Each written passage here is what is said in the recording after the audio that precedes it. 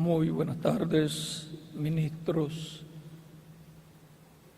y damas, jóvenes y todos los presentes y todos los que están en otros países. En esta ocasión, en esta reunión de ministros y colaboradores y damas que sirven a Cristo y trabajan en la obra del Señor Jesucristo nuestro Salvador. Que las bendiciones de Cristo, el ángel del pacto, sean sobre todos ustedes y sobre mí también. Para esta ocasión leemos en Isaías capítulo 14,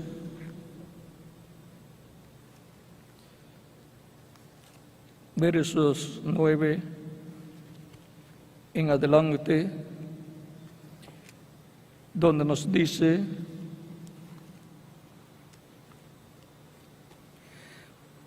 por amor de mi nombre diferiré mi ira, y para alabanza mía la reprimiré para no destruirte.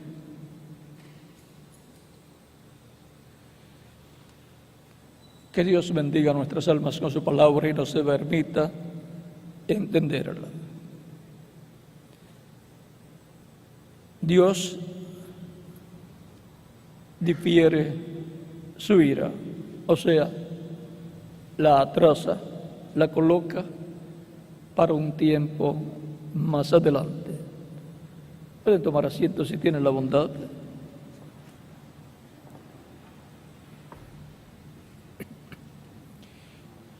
Es como cuando se lleva a cabo una actividad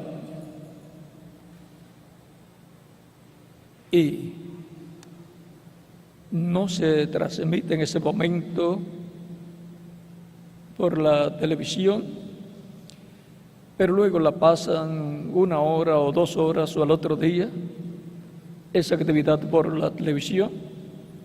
Eso fue diferido. Se grabó en un momento lo que se habló y luego lo transmitieron más adelante. Todo el mundo lo vio más adelante. Y lo que Dios ha hablado acerca de su ira para venir sobre la humanidad, luego, más adelante, es visto. Ahora, cuando Dios dice para tantos años o tal tiempo, y luego no vemos que se cumple en ese tiempo, eso no significa que Dios no lo va a cumplir, sino que Dios lo atrasa para un tiempo más adelante.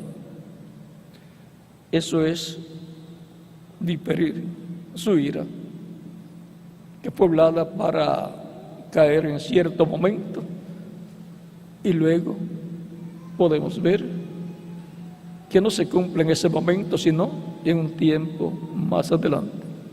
Atrasa su ira por amor a su nombre, porque el pueblo se arrepiente en ese tiempo, busca a Dios, y Dios tiene misericordia porque es un Dios misericordioso que se arrepiente de lo que Él dijo que va a hacer para ese momento y lo coloca para más adelante, como el caso en el tiempo de Jonás, en el cual Dios le ordenó predicar, proclamar que Dios iba a destruir aquella ciudad de Nínive,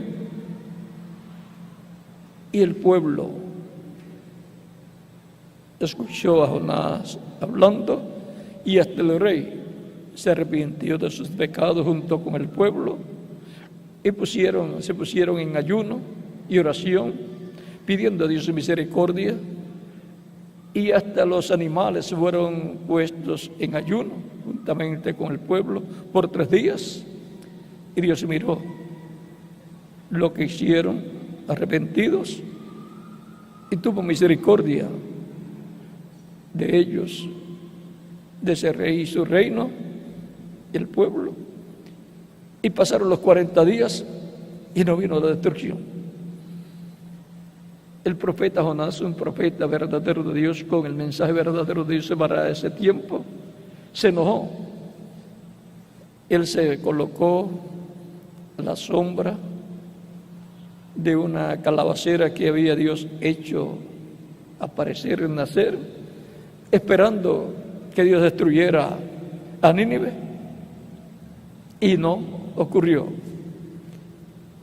Falló ese profeta en decir que en 40 días, dentro de 40 días, o pasados 40 días, Dios destruiría a Nínive. No falló.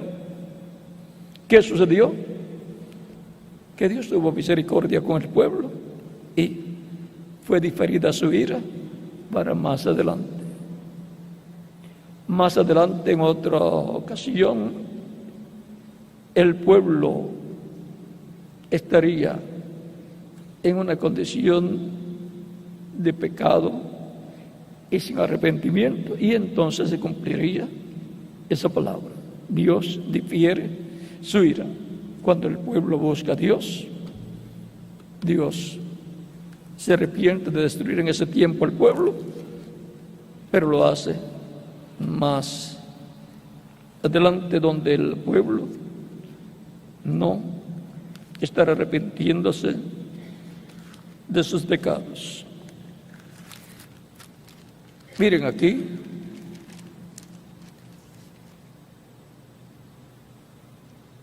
en Éxodo, también nos habla acerca de estas cosas.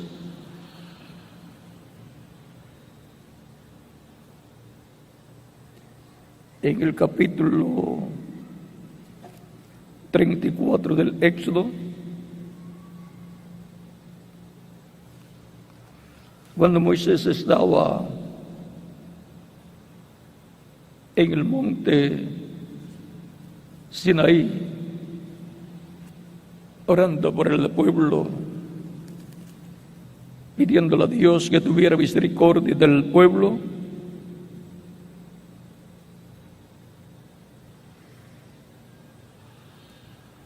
pues Dios le había dicho a Moisés que lo dejara destruir al pueblo,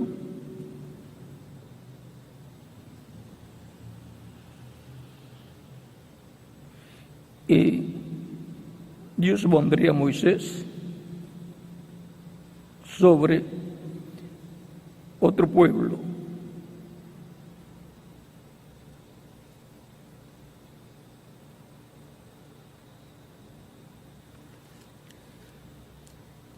Dice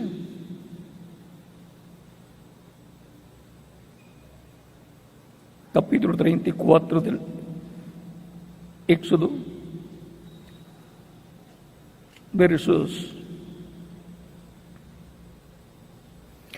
Esto fue cuando tuvo que Moisés subir por segunda vez al Sinaí, porque había roto las tablas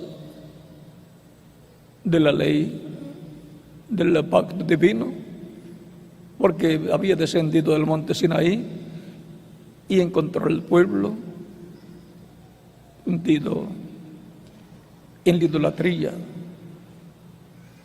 en esa fiesta al becerro de oro, lo cual es el ídolo representante de la religión babilónica que tenía también Egipto, y que representaba también al dios babilónico, y que representaba también a Nimrod. Algún día tendré que hablar del tema del becerro de oro con todos los detalles. Pero eso lo vamos a dejar para el tiempo en que ustedes tengan el nuevo templo, la carpa catedral, a donde he sido invitado para predicar en esos días. Y en ese tiempo he sido invitado para predicar acerca de estos temas, del tema de las trompetas, el tema de las copas con las plagas, de esos juicios divinos y todas estas cosas que vendrán durante el tiempo de la gran tribulación.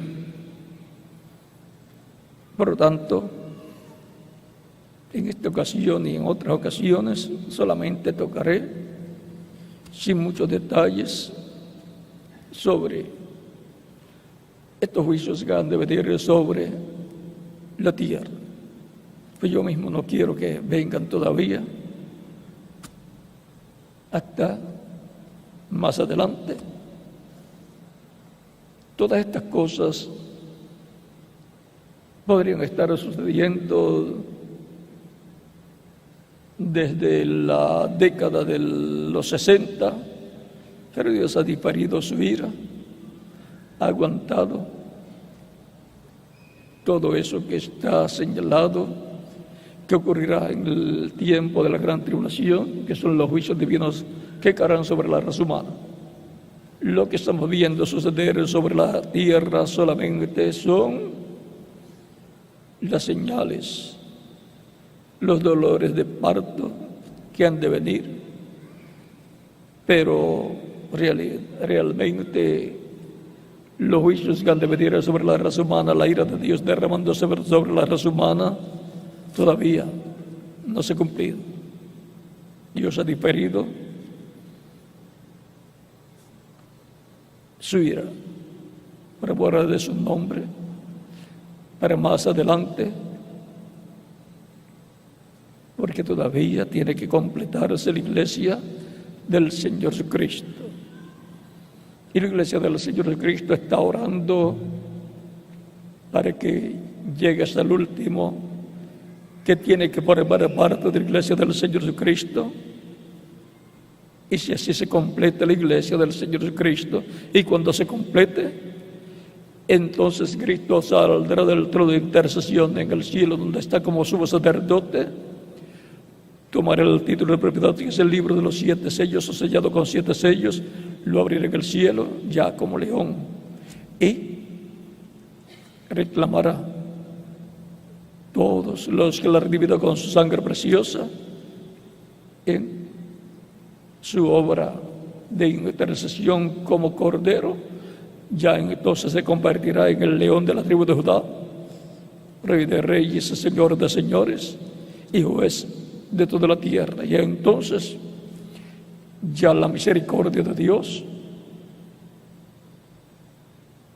terminará, y entonces va a cumplir el juicio divino correspondiente sobre todos los que han rechazado la misericordia de Dios, han rechazado a Cristo como su único y suficiente Salvador. Ya no habrá sangre en el propiciatorio, ahí en el cielo, en el trono de Dios, porque ya el Señor Jesucristo, que es el sumo sacerdote del templo celestial y también es luego el juez de toda la tierra, cuando termine su obra de intercesión, ya entonces no será el Cordero de Dios con su sangre para limpiar los pecados del ser humano, sino que será el león de la tribu de Judá. Por eso cuando sale del trono del Padre en el capítulo 5 del Apocalipsis, el Cordero se convierte en el león de la tribu de Judá, rey y juez de toda la tierra. Cuando el anciano le dice a Juan: no llores, he aquí el león de la tribu de Judá ha vencido para tomar el libro y abrir sus sellos. Juan mira y ve un cordero ensangrentado. Es que el león es el mismo Jesucristo, el Cordero de Dios, el cual se convierte en el león de la tribu de Judá, Rey de reyes, Señor de señores, para tomar el libro de los 7 sellos, donde están escritos los nombres de todos los que serían redimidos con la sangre de Cristo y formarían la iglesia del Señor Jesucristo. Y hasta que no se complete ese número de la iglesia del Señor Jesucristo, Cristo no puede salir del trono de intercesión, tiene que permanecer como sumo sacerdote en el lugar santísimo del templo celestial, haciendo intercesión con su propia sangre por todos los que están escritos en el libro de la vida del Cordero, que lo recibirían como único y suficiente Salvador. Por lo tanto, la ira de Dios no se puede derramar sobre la raza humana hasta que no se complete el número de la iglesia del Señor Jesucristo, número que sabe el Señor Jesucristo, número que está establecido por Dios desde antes de la fundación del mundo, en que fue escrito el libro de la vida del Cordero. Por lo tanto, eso es lo que ha estado deteniendo la ira de Dios. Si se completaba en la década del 60, entonces Cristo tomaría el título de propiedad, lo abriera en el cielo y haría su orden de reclamo. Sería revelado todo el misterio de ese libro. Sería revelado el séptimo sello también, que es el último, que es la venida del Señor. Y Cristo resucitar a los muertos creyentes en él, pasaría por el paraíso, resucitar a los muertos en cuerpos glorificados como el cuerpo glorificado que Cristo tiene, y a los creyentes que estarían vivos los transformaría. Y luego de una temporada, digamos, de 30 a 40 días en la tierra, ya resucitar a los muertos creyentes en él y transformar a los vivos, en donde una manifestación poderosa del poder de Dios se llevaría a cabo en medio de su iglesia, en la etapa correspondiente a esa manifestación y territorio correspondiente, y desde ahí llenaría toda la tierra con esa poderosa manifestación de Dios por medio de Cristo en medio de su iglesia, en donde el poder de Dios será visto, en donde se repetirán todas esas cosas que fueron vistas en el tiempo de los apóstoles, en donde los Ananías y Zafiras nuevamente aparecerán. Todo lo que está allá en el tiempo de los apóstoles visto en la manifestación de Dios por medio del Espíritu Santo, por medio del Espíritu de Cristo. Recuerden que Cristo dijo: yo estaré con vosotros todos los días hasta el fin del mundo. ¿Cómo estaría? En Espíritu Santo. Volverá la iglesia a tener esa manifestación de Dios en el tiempo de la restauración de la iglesia del Señor Jesucristo. Vimos esa manifestación en el tiempo de los apóstoles, vimos la muestra también en el tiempo del reverendo William Branham, donde el poder de Dios se revela el Espíritu de Cristo a través del reverendo William Branham hizo grandes maravillas e impactó a Norteamérica y también a muchas otras naciones. Era Dios por medio de un hombre. Era Dios por medio del Espíritu de Cristo en el reverendo William Branham obrando. No era un hombre haciendo esas señales, no era un hombre resucitando a los muertos, no era un hombre sanando a los enfermos, no era un hombre dando vista a los ciegos. Era Dios por medio del Espíritu de Cristo en el reverendo William Branham. Por lo tanto, la gloria la lleva Dios. Y eso fue una muestra de lo que Dios va a hacer en ese tiempo final. En medio de su iglesia, en el tiempo de adopción. La adopción para la iglesia, la adopción para cada creyente en Cristo será la resurrección de los muertos en Cristo y la transformación de los vivos. Eso será la adopción o redención del cuerpo, porque esa es la parte física que viene para la iglesia del Señor Cristo, la adopción física, que es la redención física, la redención del cuerpo, en donde obtendremos el cuerpo eterno, inmortal, incorruptible y glorificado que Él ha prometido para todos los creyentes en Él. Y luego que tengan los creyentes en Cristo ese cuerpo nuevo, podrán ir con Cristo en el rapto o arrebatamiento a la cena de las bodas del Cordero. Por tanto, tendrán la vestidura espiritual que es el Espíritu Santo, que produjo el nuevo nacimiento en esos creyentes y por consiguiente produjo la redención en la etapa espiritual, la redención del alma, y luego viene la redención del cuerpo, que es la transformación para los vivos con la resurrección de los muertos en Cristo en cuerpos glorificados. Tan simple, tan sencillo como eso. Por eso los creyentes en Cristo, nacidos de nuevo, nacidos en el reino de Cristo, están sellados con el Espíritu Santo hasta el día de la redención, de la adopción, de la redención del cuerpo, dice San Pablo en Efesios capítulo 4, verso 30. Y también Efesios capítulo 1, versos 1 al 14. Y Romanos capítulo 8, versos 14 al 31. Por eso es que cada creyente en Cristo gime acá en el alma por la redención, la adopción, la redención del cuerpo,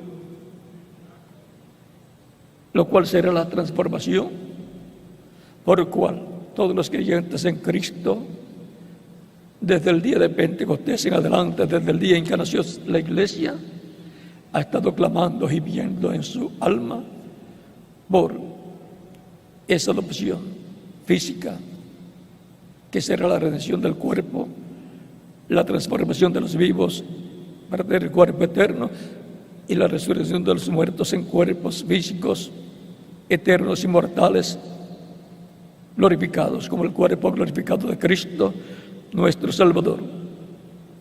Mientras no ocurra eso, la ira de Dios estará detenida, no podrá caer sobre la tierra, porque todavía Cristo está en el trono del Padre, en el trono de intercesión, como somos sacerdotes haciendo intercesión, porque la persona que lo recibe como su único y suficiente Salvador.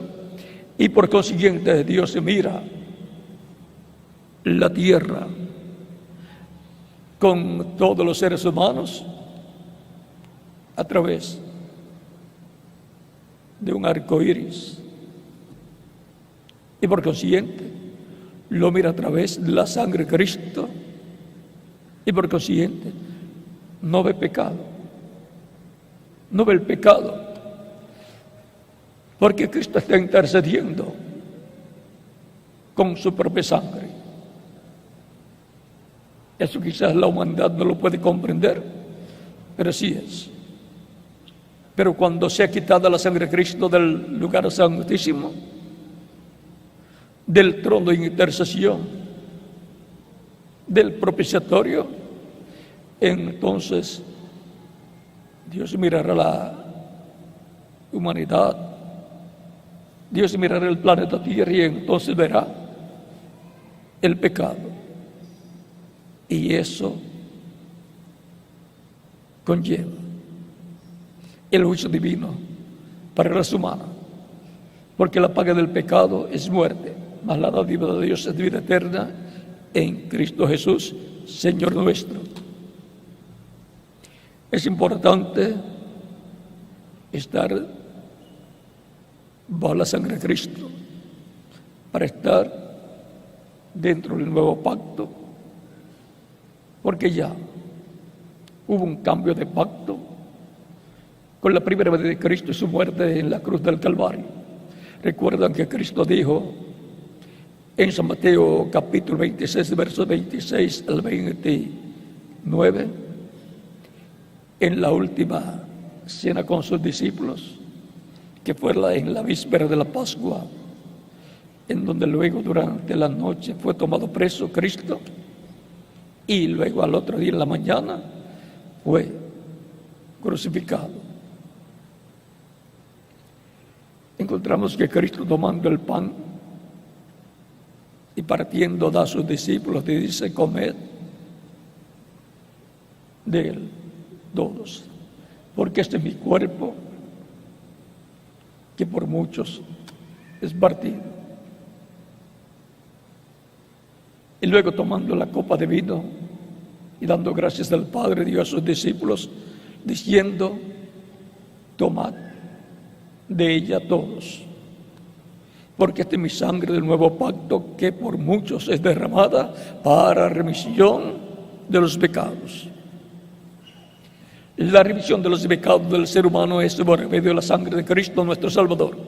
Cuando la persona recibe a Cristo como Salvador, la sangre de Cristo lo limpia de todo pecado. El que no recibe a Cristo como Salvador, pues no puede ser limpio de todo pecado. Los pecados de la persona permanecen en el individuo y por consiguiente algún día dará cuenta a Dios por sus pecados. Por eso es tan importante recibir a Cristo como único y suficiente Salvador, para lo cual se predica el Evangelio de Cristo a toda criatura.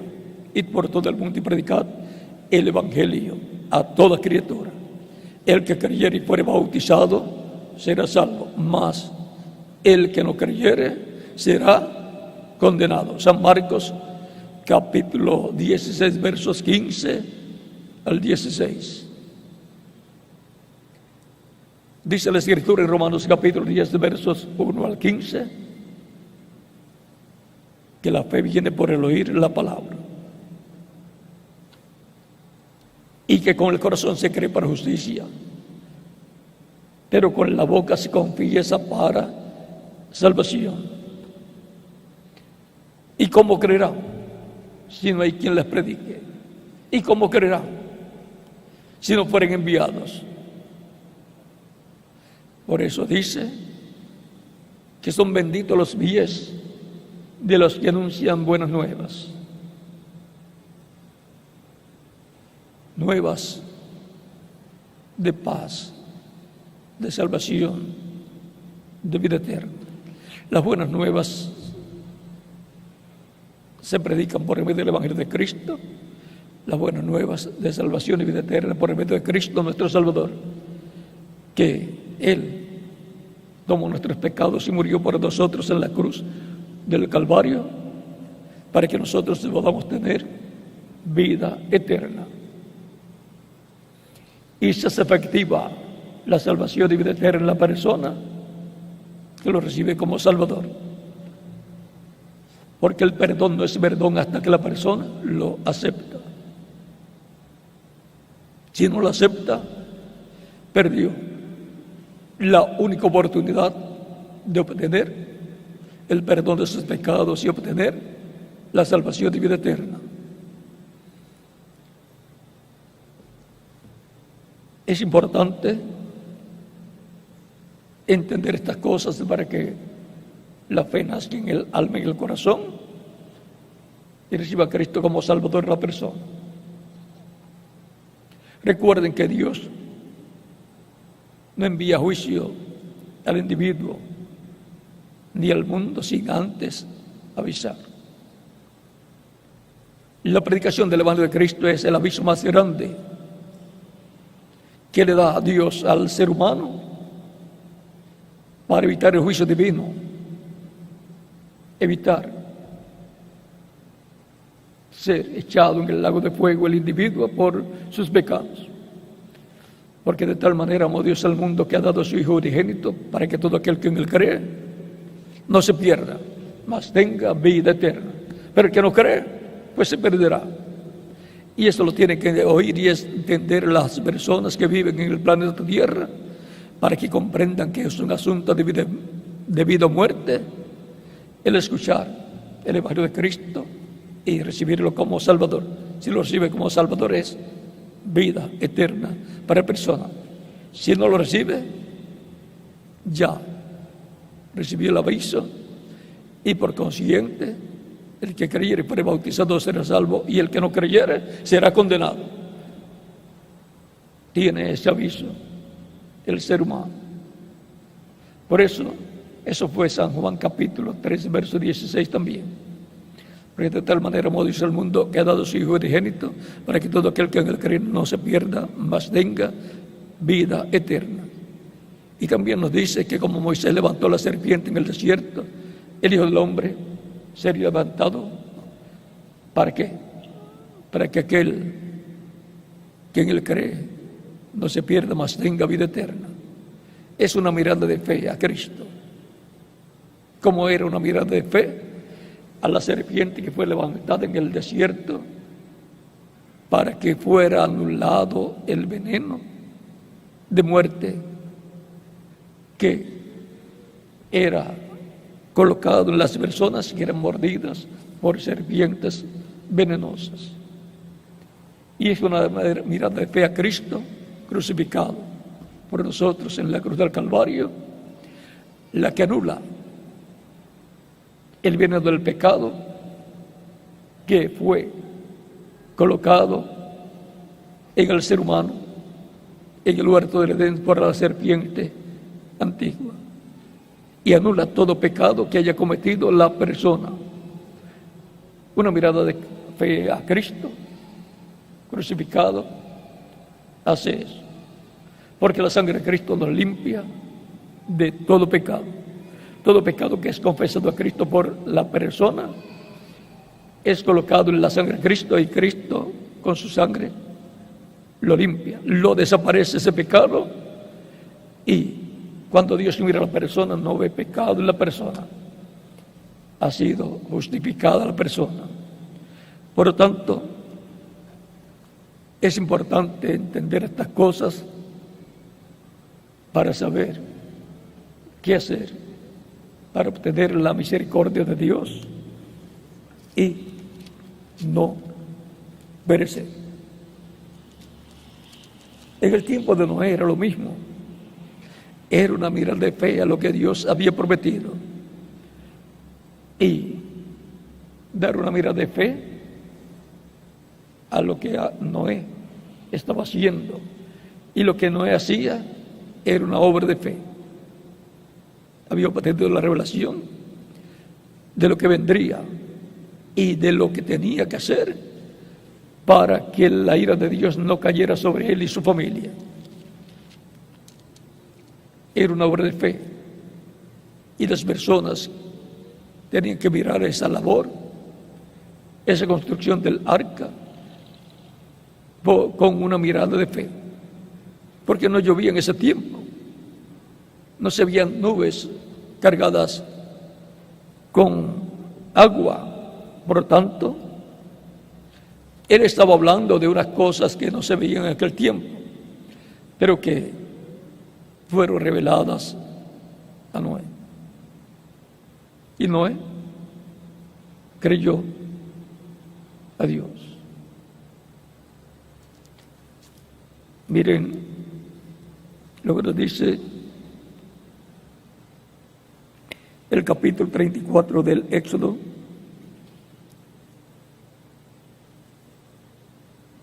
Cuando Moisés subió por segunda vez al monte con unas tablas de piedras que él preparó. Porque las primeras Dios las cortó de la roca, las preparó Dios. Las segundas tablas le tocó a Moisés cortarlas y prepararlas como estaban las primeras.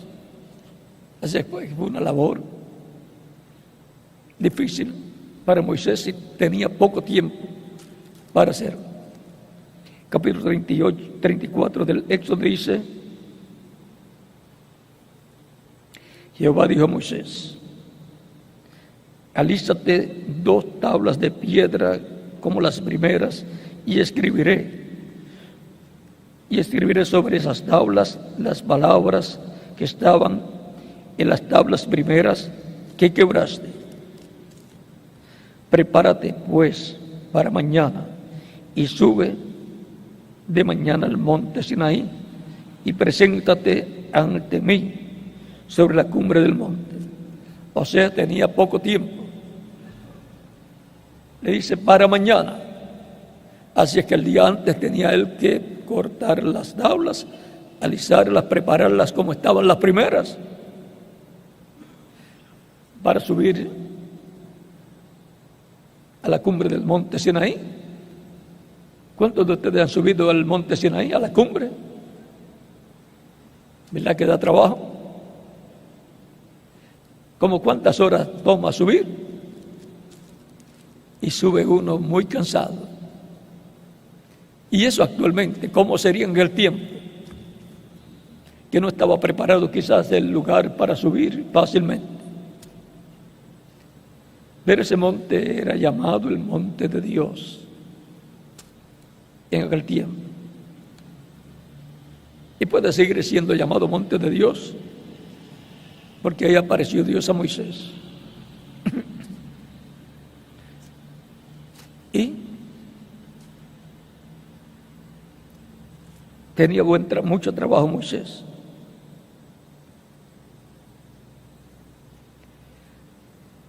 Prepárate pues para mañana y sube de mañana, o sea, tempranito, por la mañana. Sube de mañana al monte Sinaí y preséntate ante mí sobre la cumbre del monte. Y no suba hombre contigo, ni perezca alguno en el monte, en todo el monte. Ni ovejas, ni bueyes pascan delante del monte. Y Moisés alisó 2 tablas de piedra como las primeras, y se levantó de mañana y subió al monte Sinaí, como lo mandó Jehová, y llevó en su mano las 2 tablas de piedra. Y pesan, dependiendo del tamaño y el espesor de ellas. Y Jehová descendió en la nube y estuvo allí con él, proclamando el nombre de Jehová. Dios proclamando su nombre.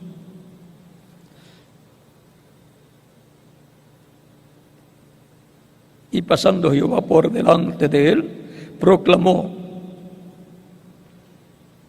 ya que el idioma que lo hizo, esta es una traducción, proclamó Jehová, Jehová, fuerte, misericordioso y piadoso, tardo para la ira, ¿ve? Da oportunidad al ser humano, no trae la ira apresuradamente, sino que le da tiempo al ser humano para que escuche el aviso de parte de Dios, recapacite y se arrepienta delante de Dios antes que venga la ira de Dios. Tardo para la ira y grande misericordia y verdad, que guarda misericordia a millares, que perdona la iniquidad, la rebelión y el pecado. Y si dice que perdona, entonces da tiempo al ser humano para que se arrepienta, para perdonarlo, porque eso es lo que Dios quiere, tener misericordia de las personas y perdonar a las personas.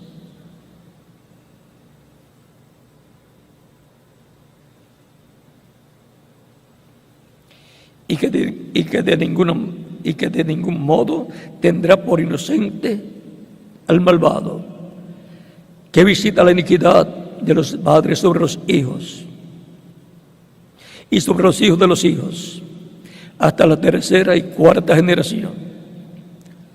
O sea, que el pecado que cometen los padres, luego pueden recibir castigo por ese pecado los hijos o los hijos de los hijos, hasta la tercera y cuarta generación. O sea, la consecuencia del pecado de una persona puede tenerla también sus hijos o sus nietos o sus bisnietos, hasta la cuarta generación. Recuerden que en la persona, en un hombre, está en sus lomos sus hijos que va a tener, también sus nietos y sus bisnietos.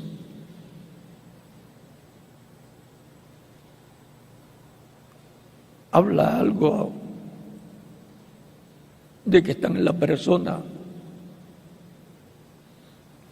sus hijos, sus nietos y sus bisnietos.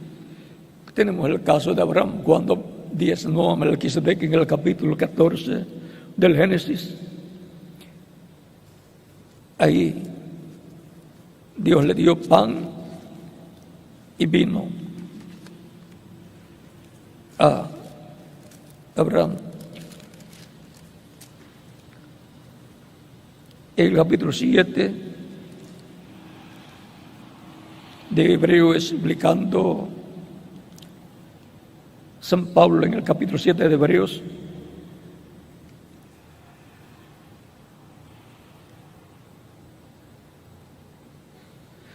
dice: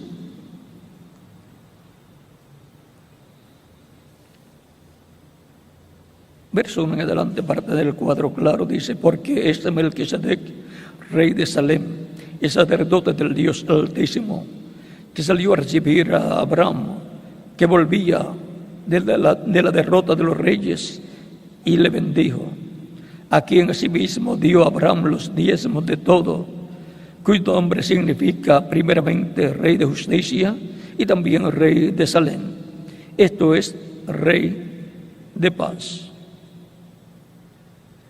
Rey de Salem, Rey de Paz. Salem, pues es paz. Sin padre, por lo tanto, si sin padre, pues es eterno.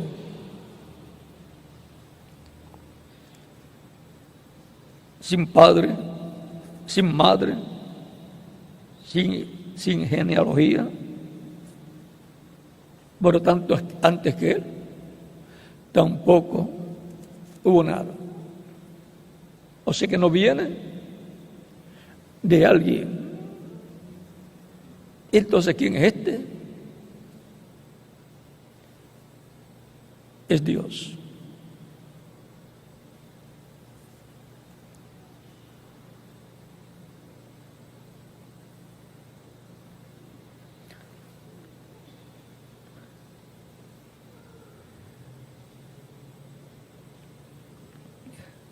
Que no tiene principio de días ni fin de vida.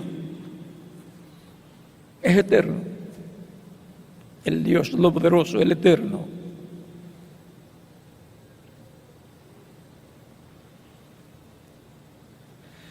Sino hecho semejante al Hijo de Dios, permanece sacerdote para siempre. Este es el sumo sacerdote del templo celestial.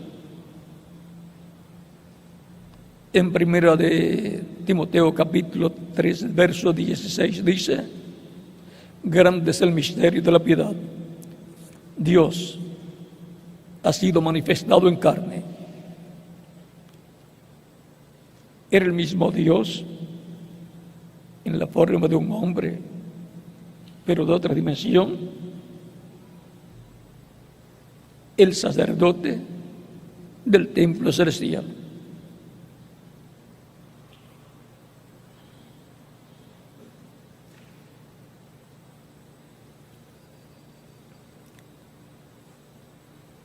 Sino hecho semejante al Hijo de Dios, permanece sacerdote para siempre. Este es el sumo sacerdote del templo celestial, el cual es Cristo. Porque el sumo sacerdote Melquisedec, el cual aparece a Abraham, es Dios en su cuerpo angelical, apareciendo a Abraham. Y el cuerpo angelical de Dios es Cristo en su cuerpo angelical, el ángel del pacto, el que luego le dio la ley a Moisés en el monte Sinaí, porque la ley fue dada por comisión de ángeles.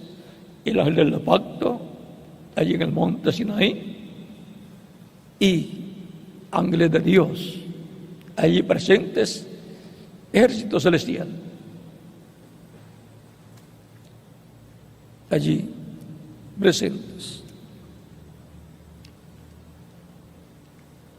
Por eso Cristo dijo en el capítulo 8, versos 56 al 58 de San Juan: Abraham vuestro padre deseó ver mi día y lo vio y se gozó. Le dicen los judíos: no tiene 50 años y dices que has visto a Abraham. Jesús les dice: antes que Abraham fuese, yo soy. Y no les explicó. Pensaban que estaba loco. Porque si usted dice: antes que Abraham fuese, yo soy, van a decir que usted está loco. Pero todos los creyentes en Dios, todos los creyentes en Cristo, estaban en Cristo cuando Él estuvo aquí en la tierra, y todos los creyentes en Cristo estaban en Cristo antes de Cristo venir a la tierra.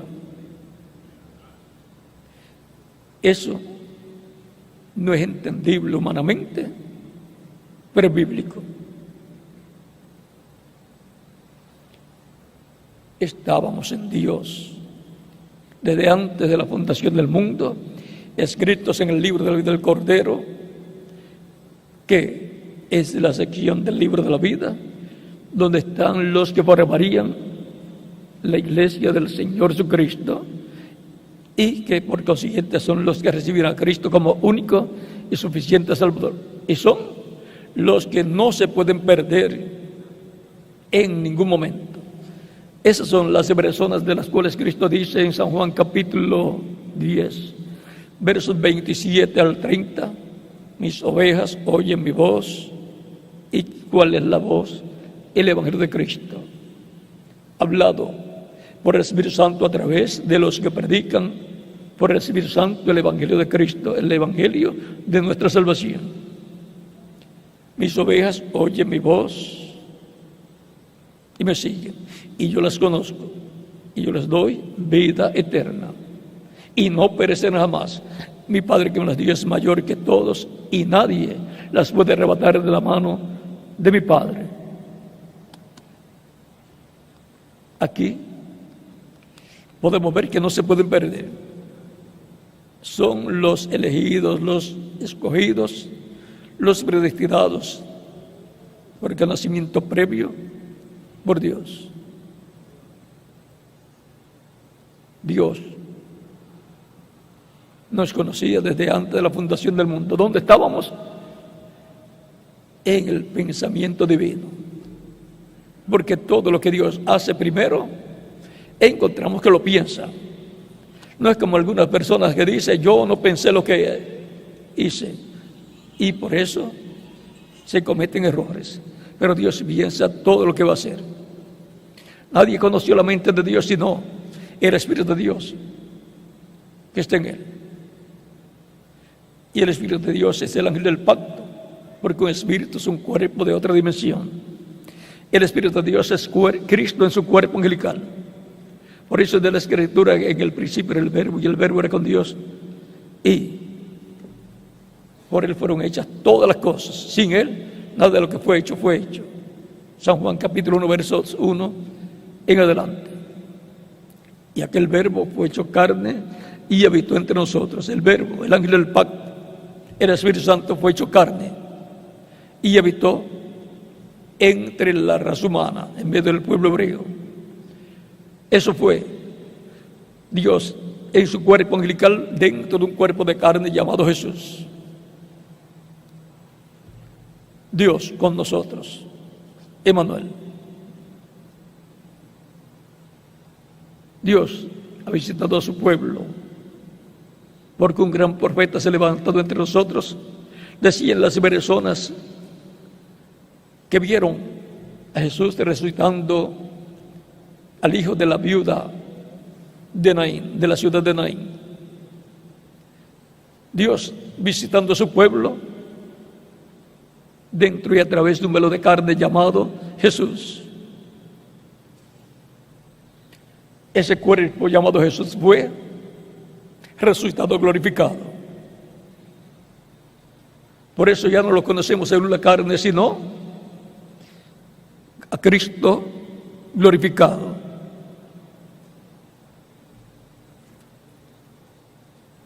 Él no era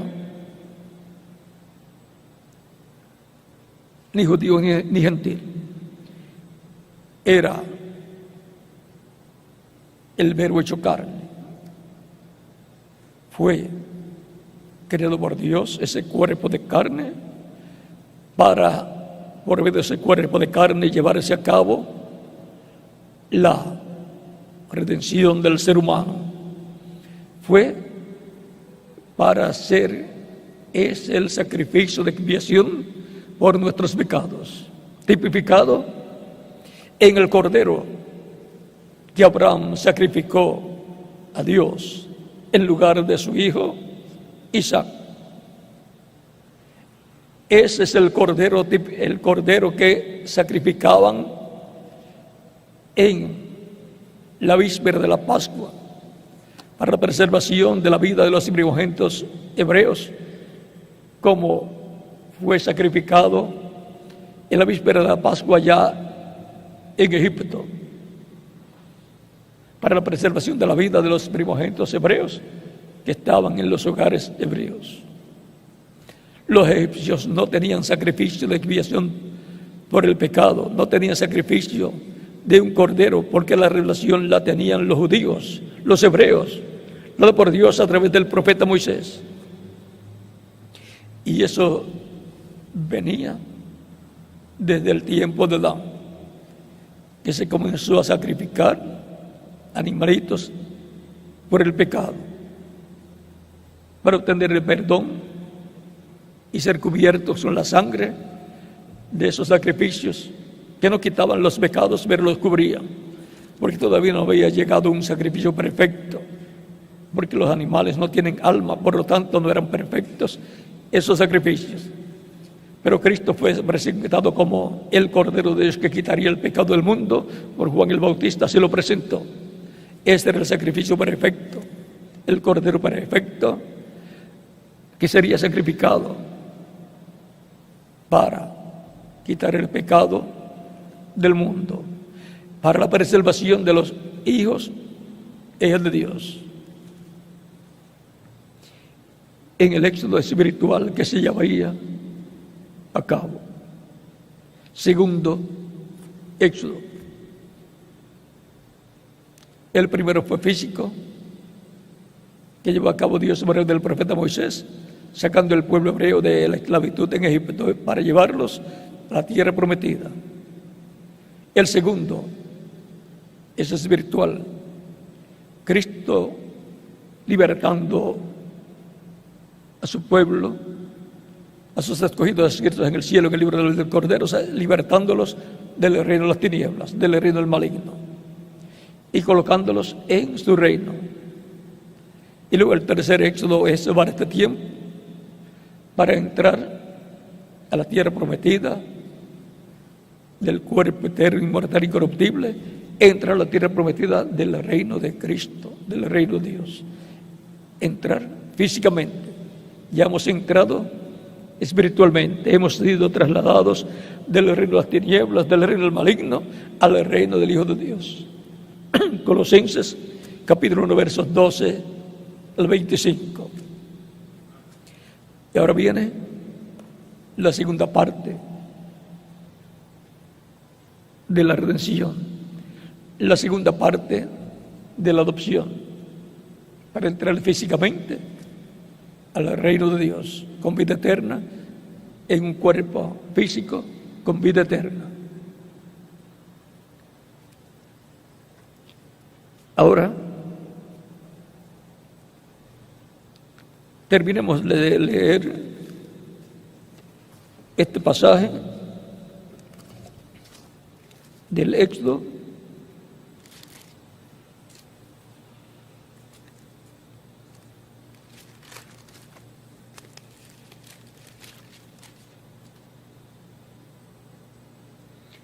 Ya les dije que los hijos, los nietos y los bisnietos se pueden heredar las consecuencias de pecados de sus tatarabuelos. Por eso cuando le llenan unos documentos en casos para un seguro o para algunos requisitos en un hospital o algo, le preguntan su papá o algunos su abuelo algo tuvo cáncer, tuvo diabetes, tuvo tal cosa o tal cosa. ¿Por qué? Porque son cosas que se heredan, consecuencias por problemas que tuvieron algunos y sobre todo problemas que entraron a la raza humana con la caída del ser humano. En alguna ocasión les hablaré más claro de esos problemas de salud que entraron a la raza humana allá en el tiempo de Adán y Eva y de dónde vinieron esos problemas, cómo entraron a la raza humana y cómo entró la muerte a la raza humana. Con más detalles veremos eso. Hoy estamos aquí en un estudio bíblico, mañana también, pues los domingos son estudios bíblicos en la escuela dominical, en todas las iglesias que creen en Cristo. No importa la denominación, no importa el grupo.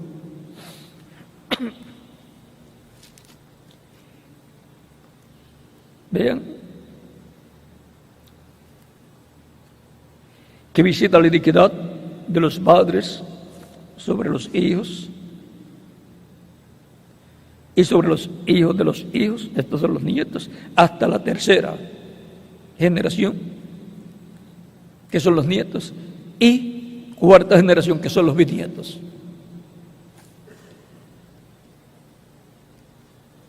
Entonces Moisés Apresurándose, bajó la cabeza hacia el suelo y adoró.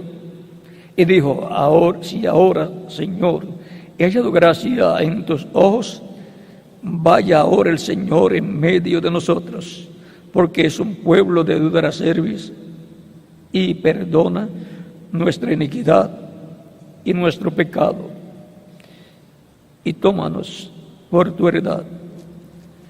Y él contestó. Ahora vean, Moisés sabiendo cómo era el pueblo, y Dios también. Moisés pide misericordia y que Dios tome al pueblo como su pueblo y como su heredad. Un pueblo lleno de problemas, pero había una promesa de parte de Dios para la descendencia de Abraham.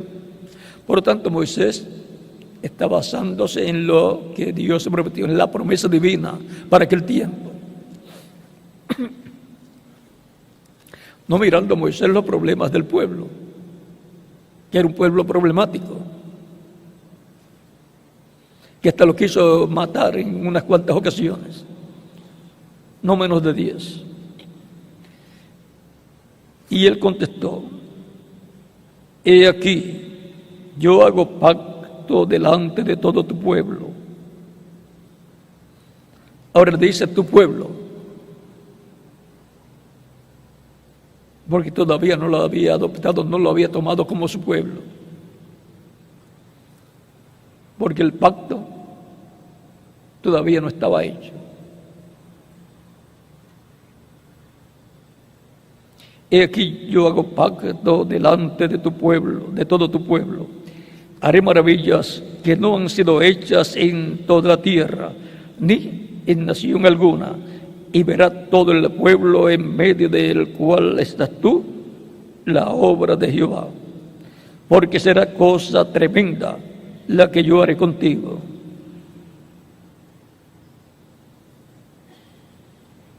Guarda lo que te mando hoy.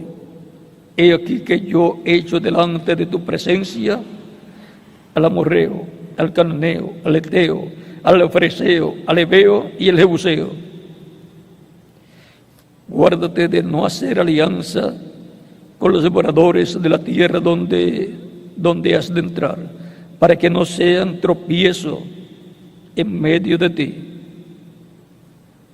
Derribaréis sus altares y quebraréis sus estatuas y cortaréis sus imágenes de acera, porque no te has de inclinar a ningún otro Dios, pues Jehová, cuyo nombre es celoso, Dios celoso es.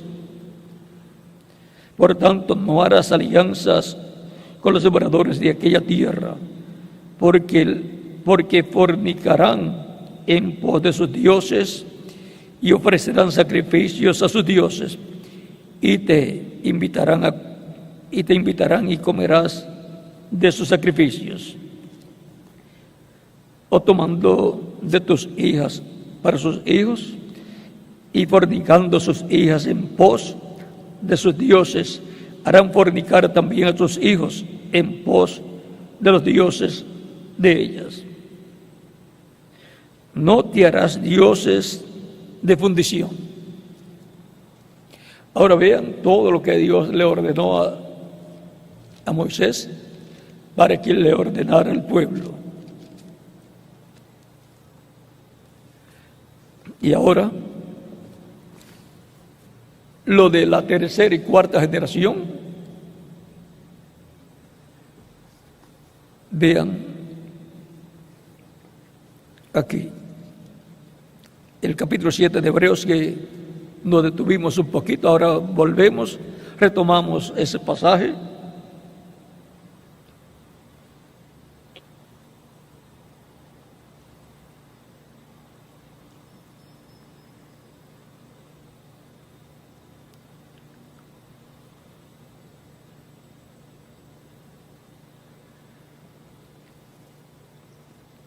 Vamos a tomar el verso 4 en adelante del capítulo 7 de Hebreos, donde estábamos leyendo. Dice: considerad pues cuán grande era este, a quien aún Abraham, el patriarca, dio diezmos del botín.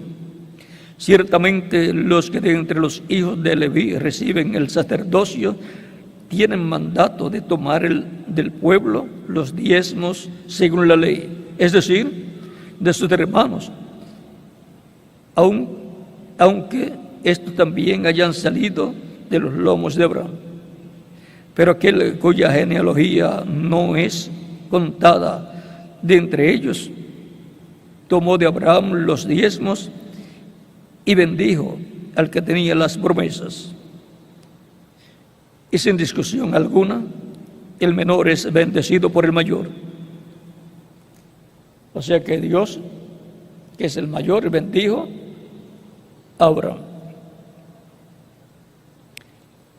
Y aquí ciertamente reciben los diezmos hombres mortales, pero allí uno de quien se da testimonio de que vive, o sea que de que está vivo, de que vive eternamente, de que no muere. Y por decirlo así, en Abraham pagó el diezmo también Leví, que recibe los diezmos, porque aún estaba en los lomos de su padre cuando Melquisedec le salió al encuentro. Dice que estaba en los lomos de su padre. Y todavía Jacob, que es el padre de Leví, todavía no había nacido. Y el padre de Jacob, que es ¿quién? Isaac, tampoco había nacido. Estaba Isaac en los lomos de Abraham y estaba Jacob en los lomos de Abraham y estaba Leví en los lomos de Abraham. ¿Ve? Ahí podremos contar Abraham, la primera generación, Isaac la segunda, Jacob la tercera y Leví la cuarta. En la cuarta generación corresponde a los hijos de Jacob, contando Abraham como primera generación. Si contamos a Isaac como primera generación, pues entonces los hijos de Jacob son la tercera generación. Depende cómo usted comience a contar la primera generación. Pero vean, así las bendiciones que fueron dadas a Abraham y la liberación de su descendencia se cumplió ¿en cuál?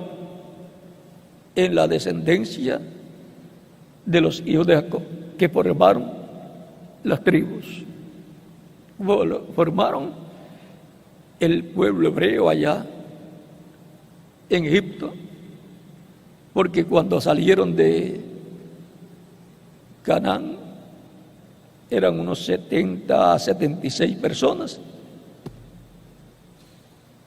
contando también a José y sus hijos, con ese grupo más los siervos que tenía Jacob. Ahí pues hay que contarlos si uno quiere, pero si no los cuenta, pues son 70 y algo, 70, 76 personas.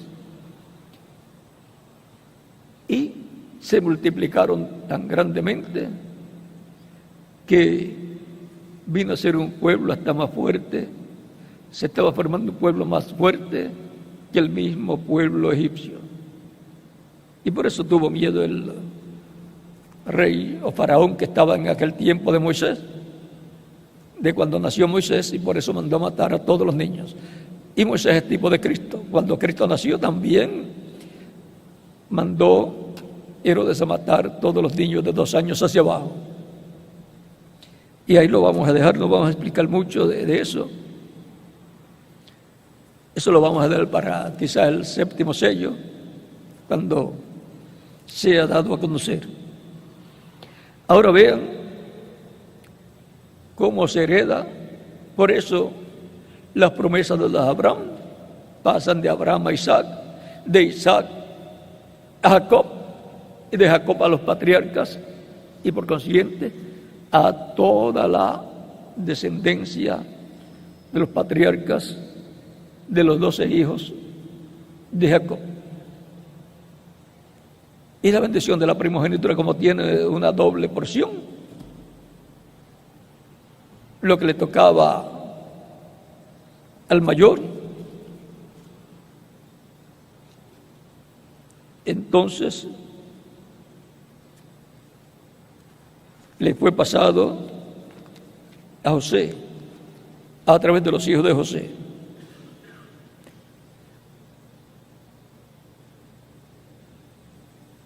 Así es que la bendición de Rubén, que era el primogénito,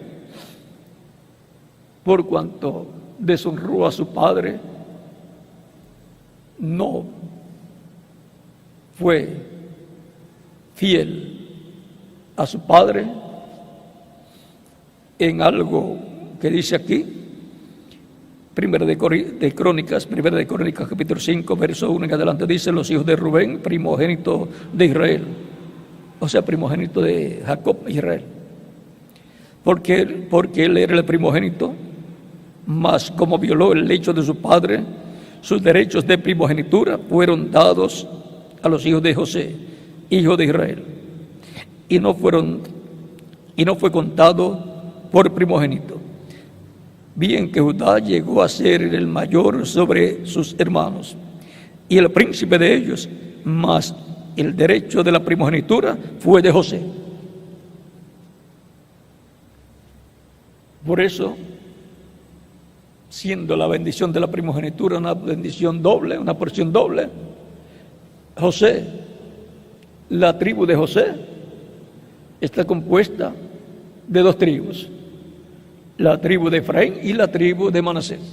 ¿Ven lo sencillo que es? Y esa bendición de la primogenitura se requiere para la restauración del reino de David.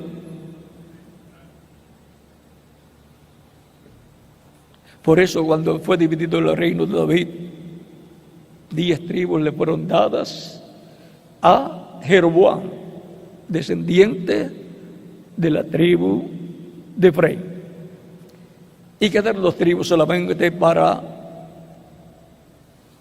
Judá, para el reino de David en el tiempo de Roboam, hijo de Salomón. Tienen que juntarse nuevamente los 2 palos, el palo de Judá y palo de José o palo de Efraín, que representan el palo de Judá, las 2 tribus que le quedaron al reino de David, y el palo de Efraín o palo de José, que representa y que corresponde a las 10 tribus que le fueron dadas a Jeroboam. Todo eso es un misterio para la restauración del reino de David. No es así porque sí, porque las naciones quieran que el reino de David sea restaurado. Es un programa divino y Dios es el que lo hará en la forma que Él lo ha programado desde antes de la fundación del mundo. Y eso está en el capítulo 9 de Isaías, que dice que el celo del Señor hará esto. O sea que no será una obra humana, sino una obra divina. Para lo cual el Mesías, cuando sea recibido por el pueblo hebreo, será el que hará estas cosas. Mientras tanto, y traerá la paz. Mientras tanto, no habrá paz para Israel, no habrá paz de Dios, porque la paz de Dios para Israel está en el reino de David, y la traerá el Mesías príncipe, para lo cual vendrá Elías en su quinta manifestación, proclamando la paz imperecedera que dará Dios a Israel en la restauración de los reinos de David. Por eso Israel está esperando Elías. Y cuando explican acerca de Elías proclamando la paz imperecedera, dicen que será un hombre de este tiempo, un hombre del tiempo y que se cumpla esa profecía, que no será Elías literalmente. Así es que, y también el reverendo William Branham en la página 399 del mensaje de los sellos en español, en esa versión, dice que ser un hombre de este tiempo. Siempre que un ministerio o un profeta que vino a la tierra y tuvo su ministerio, cuando es anunciado que vendrá de nuevo, será el espíritu ministerial de ese hombre operado por el Espíritu Santo en otro hombre. Así siempre ha sido. Ahora podemos ver este tema. Dios difiere su ira. ¿Cómo? Han habido ya ocasiones en que Dios lo ha hecho. Por lo tanto, eso no es extraño que lo haya hecho también en nuestro tiempo. Y gracias a Dios por eso, porque por eso estamos todavía aquí en la tierra vivos. Si no, difiere su ira. Ya desde la década del 60 no tendríamos ciudades, no tendríamos gente viviendo. Pero por causa de los escogidos, vean, Dios ha estado haciendo eso. Como en el tiempo de Noé. Dios le dijo a Noé que iba a destruir la tierra al ser humano. Pero desde que se lo dijo hasta que se cumplió, transcurrieron unos 120 años. La paciencia de Dios. En lo que se preparó el arca para que se salvaran las personas que luego vendrían a comenzar una nueva civilización. Noé y su familia. Así está sucediendo en nuestro tiempo. Recuerden que Cristo dijo, como fue en los días de Noé, así será la venida del Hijo del Hombre. Que comían, bebían, se casaban y se daban casamiento y no entendieron. Que no entendieron el programa de Dios. Y no entendieron, y vino el diluvio y se los llevó a todos. Vino la ira de Dios, el juicio divino, que es tipo y figura aquel juicio divino, es tipo y figura de los juicios divinos que vendrán en la gran tribulación. Es tipo y figura de la ira de Dios que ha de caer sobre la raza humana como cayó en aquel tiempo. Y también dijo que será como en los días de Lot, como en los días de Sodoma y Gomorra. Tampoco entendieron. Y cayó fuego del cielo y los quemó a todos. Y caerá fuego del cielo, tanto con bombas atómicas que están preparadas, fueron preparadas para ese propósito. Y los volcanes también estarán en erupción. Los problemas del calentamiento global, que llegará un momento en que el sol será tan caliente o calentará tanto. Recuerden que la capa de ozono ya está rota.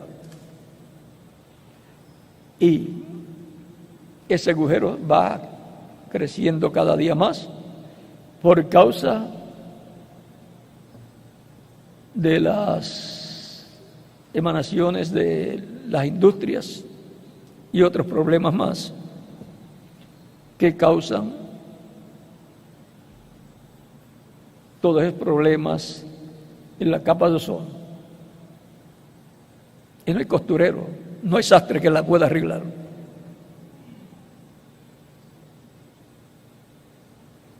Cada día es mayor. Y saben que la América Latina y por esa ruta de la América Latina hacia ese agujero sale, los rayos del sol están pasando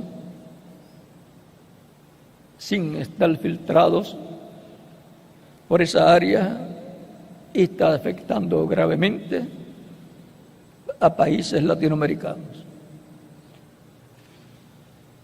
Por lo tanto, eso es una señal muy grande, una señal en el cielo de un grave peligro que se va aumentando cada día. Por eso, ustedes ven que la temperatura ha aumentado en el planeta Tierra. Cada día se pone más caliente el planeta Tierra. Y eso es una señal mala de juicio que se está avecinando. Es como cuando usted va en el automóvil y se le calienta el auto en el tráfico, ya no es buena señal. Y usted ve que la aguja sube al máximo y prende ya la lucecita, si tiene luz que avise, ya esa no es una buena señal. El líquido del radiador, ya sea agua o otro líquido, se desaparece también, o la bomba del agua se dañó, algo pasó, y ya se le sale el líquido por la parte de abajo y hasta por el tapón de arriba, por el escape que tiene. Cuando sube mucho la presión, tiene una válvula que da lugar a que salga la presión un poco y sale líquido también ahí. Y le han estado sacando el petróleo y también mucha agua ha sido sacada, y como bajo la tierra es como un radiador que corren los ríos y todo eso, y los lagos de petróleo están abajo, entonces todo eso causa que aumente la temperatura en la tierra y los volcanes en erupción y un sinnúmero de cosas, y el sol calentando más, entrando por causa de la capa de ozono que está rota, tiene un agujero grande, y otros problemas. El planeta Tierra está ya como un auto que se está calentando más de lo que debe.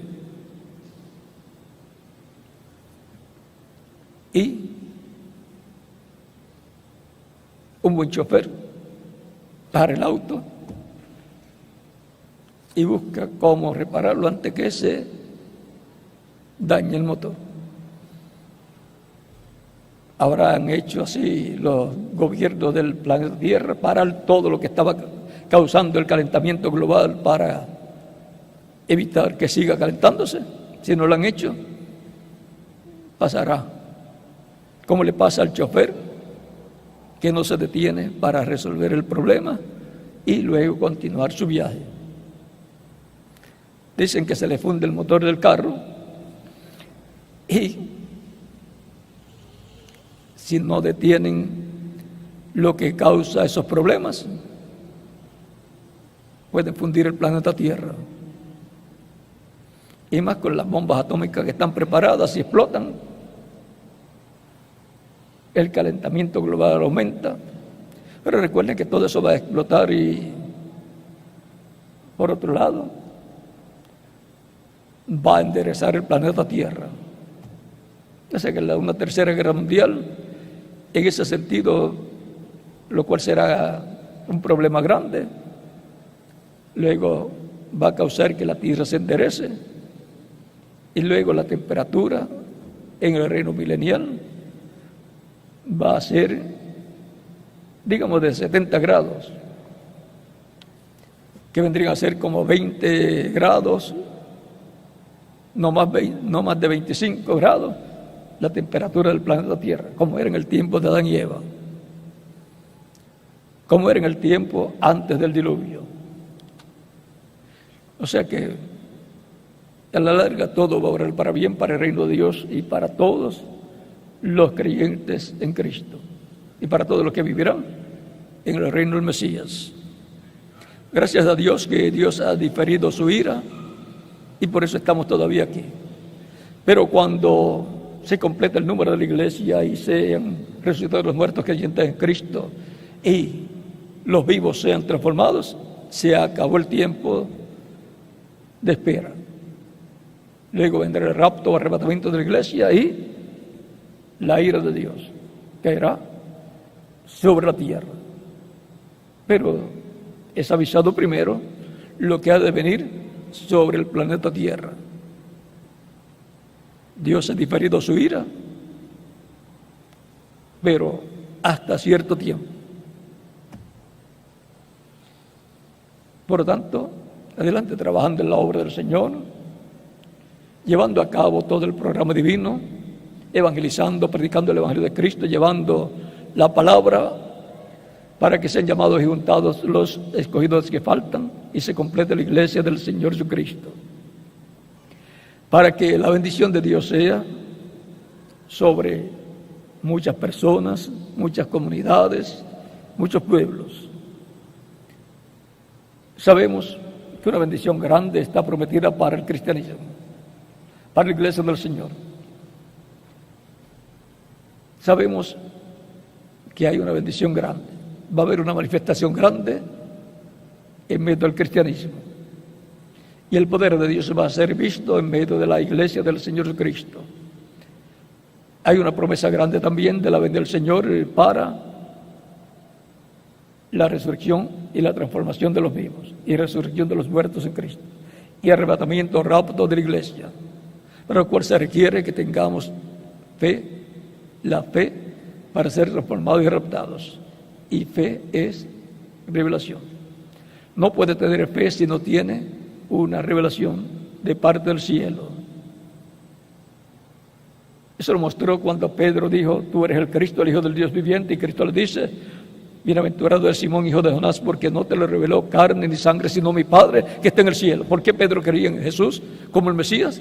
Porque había recibido la revelación del cielo. Tenía esa revelación y por eso creía, porque fe es revelación. Sin una revelación, sin la revelación, la persona no puede tener fe. Porque la fe viene por el oír la palabra del Señor.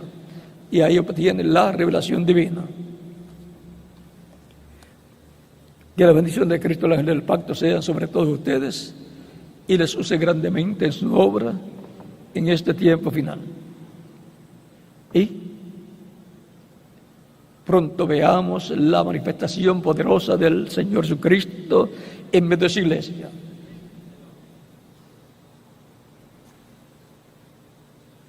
Hay promesas muy grandes para la iglesia del Señor Jesucristo. Bienaventurados los que trabajan en y basados en esas promesas correspondientes a este tiempo final. Eso es estar trabajando, como Cristo dijo: me conviene. No sabían que en los negocios de mi Padre me conviene estar. ¿Cómo estaba? Trabajando en ellos. ¿Qué eran los negocios del Padre? Eran trabajar en lo que Dios había prometido, cumpliendo lo que Dios había prometido. Eso era lo que Cristo hacía, cumpliendo lo que Dios había prometido para aquel tiempo. Y trabajar en lo que Dios ha prometido es estar trabajando en los negocios del Padre. Es importante saber cuáles son las promesas de Dios para el tiempo en que uno vive y trabajar en ellas.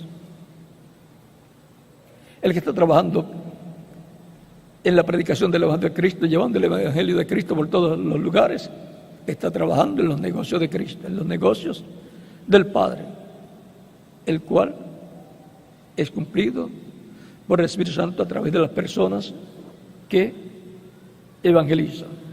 Y así, por el estilo, porque están predicando por el Espíritu Santo el Evangelio. Así son todas las cosas en el reino de Cristo, en la iglesia del Señor Jesucristo. Bueno, que Dios les bendiga y hasta mañana, Dios mediante, en donde nos veremos nuevamente con la conferencia correspondiente a mañana, Dios mediante, que también será un estudio bíblico, como siempre tenemos y como siempre se hacen los domingos en todas las iglesias del cristianismo. Siempre el domingo, exceptuando algunas que lo hacen el sábado, la mayor parte, el estudio bíblico lo tienen el domingo en la mañana. Que Dios les bendiga y les guarde y continúen pasando una tarde feliz llena de las bendiciones de Cristo, nuestro Salvador. Con ustedes nuevamente, Reverendo José Benjamín Pérez, para continuar.